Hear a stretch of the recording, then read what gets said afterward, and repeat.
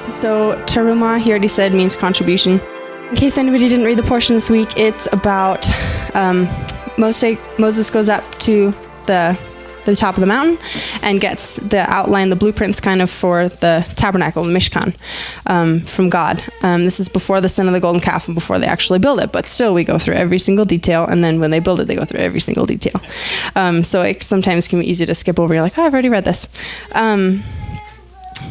So basically, we know everything was meant to point to Yeshua, right? Pointing us forwards. So the tabernacle is no exception.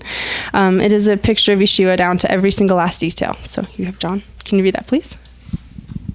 And the Word became flesh and dwelt among us, and we beheld his glory, the glory as of the glory begotten of the Father, full of grace and truth. So yeah, most of you know the word there, dwelt among us, is actually the word. It can also be tabernacled. So that is just another way of pointing that Yeshua is also the tabernacle. So I'm going to try not to read from my notes. Sorry. Okay.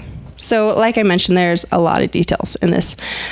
You're like, why we have 2.5 this, and why can't it be 2? And, just like all the posts, especially the outer courts and everything, you're like, why? And this metal doesn't matter, and yada, yada. So, but anyways, that's how I feel reading it. So with so many details, it feels like, can't there just be an easier way? Can't we just do it our way? Just tell us, make a 10th thing, right? But I think God is really interested in the details. Like, he knows the number of hairs on our head, and just all these amazing intimate details when he has so much information. He knows everything. So, but the fact that he'd be concerned with the fact that it's brass and that's a mixture of 2 kinds of just all these different details is amazing. And so in that way, he wants us to focus on the details of our hearts too. It's not just we can't focus on the big stuff. All right, so the whole point of having the Mishkan in the center of the camp was that God wants to dwell with us, right? This whole point about Yeshua. So in the past, he had walked with men. He walked with Noah, he walked with Enoch, he walked with Abraham, it says, and he walked with Moses. These people, individuals, walked with him, but he wants to dwell among us, in the midst of us, is what that dwell with means, in the middle of all of us. So God desires this intimacy with us, to get as close to us as his holy nature allows, trying to restore the closeness after the fall. Many of you know that especially the inside of the tabernacle reflects Eden and the garden. So the cherubim, for example, the 2 cherubim on the mercy seat mirror the 2 angels that were set outside. So just trying to restore those things that were lost. So obviously the best way that we can come close to him again is to be covered by the blood of Yeshua. And there's no other way that we can do that, because Yeshua is perfect. And so becoming like him, we can become close to God again. So there's kind of 3 standout verses in this portion, because the rest of it's all instructions. One of them is Exodus 25:2, which is, tell the sons of Israel to raise a contribution for me, every man whose heart moves him. And I know a lot of people talked about this. It's like a free will offering.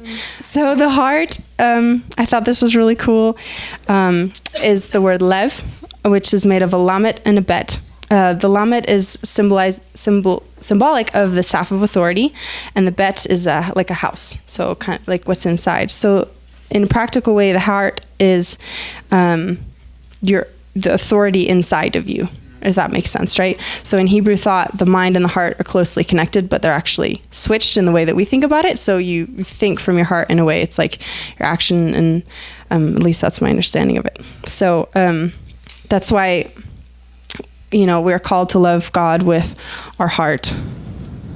Like, you shall love the Lord with all your heart, with all your soul, with all your strength. So just your whole self, guys. Okay. Can somebody who has Romans for me?